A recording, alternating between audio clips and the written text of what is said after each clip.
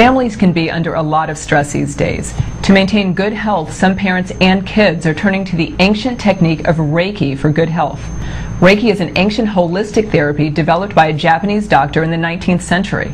It involves placing the hands on or near different parts of the body with the aim of healing the mind, spirit, and soul. Joining us today to talk about this method of relaxation is Reiki Master Bonnie Hassan. With her is a Reiki student and parent, John Burton. Welcome, John and Bonnie. Hi, how are you? Good morning. Good morning. So Bonnie, let's start with you. What exactly is Reiki? Reiki is a Japanese technique for stress reduction, relaxation, and healing. And the premise behind it is that the practitioner is a channel for an energy that comes from a higher source. So whether you call that God or universal energy, we're working to be the channel for that energy, and it goes to the person that we're working on based on what the person needs. And it works on mental, physical, emotional, and spiritual levels to provide the client with whatever kind of healing they most need at the time that we're there. It seems like this is a lot of human touch. Is this really a physical treatment, or is it really a mental treatment? It is actually a physical treatment. The premise is that the energy comes from the palms of our hands and goes into the person's body, and it works with the life force energy that is in all of us. And so it can work mentally, but it is actually a physically touch-based system. Can anyone learn how to do it? Can children learn it? Can families do it together? Actually, kids can learn how to do it. I've taught teenagers. I haven't taught young children, but I am aware that there are young children who have learned how to do it. And I do have parents that have asked if I would teach their young children, because the kids themselves, when they see the parents doing it, go to put hands on the adults to say, Mommy, Mommy, I'm doing Reiki too. So we've given that some thought in my office, and I'm actually looking at doing that at some point in the future.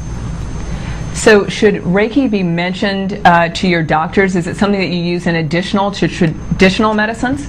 It is a complement too. I really say that it should not be an alternative treatment, because this isn't something you do instead of, but doctors should be aware that this is happening, because it can affect the medication levels that the children need as they're going through the treatment with Reiki. And I think it's really beneficial for the medical practitioner to know exactly what is happening with the child. They should be aware and informed of everything that the parents are doing, so that they're knowledgeable on all levels.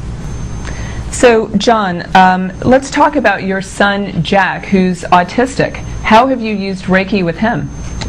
Well, he participates in what is called a Reiki circle, where we sit in the midst of several Reiki practitioners, and high levels of Reiki energy are focused into the center of the circle.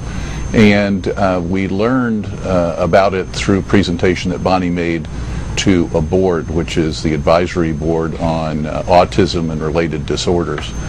And it had a very dramatic effect on him after the first couple of sessions.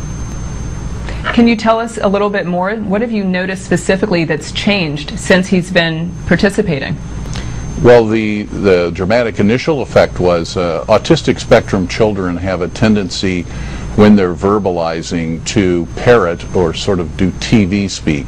If they're watching programs on TV, they'll have a tendency to replay them to you verbally, verbatim.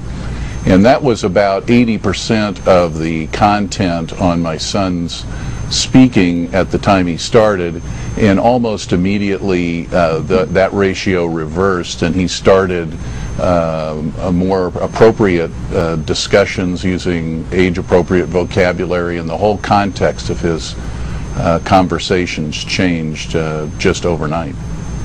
So what advice would you have for families or for parents who are trying to introduce Reiki into their households?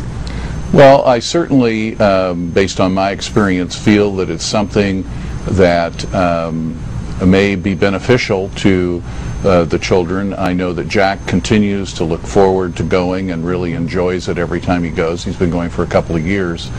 So it's one of those things that certainly can do no harm, and it seems to me would be worthy of a try.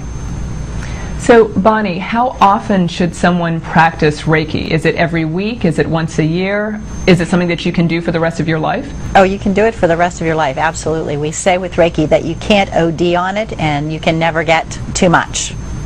So even a little Reiki is better than none. I tell clients when they come, whether they're children or adults, that that they should decide for themselves what works best for them, and when they feel they need it. I use Reiki on myself, which is one of the nice things about the technique. When you learn how to do it, then you can actually do it on yourself.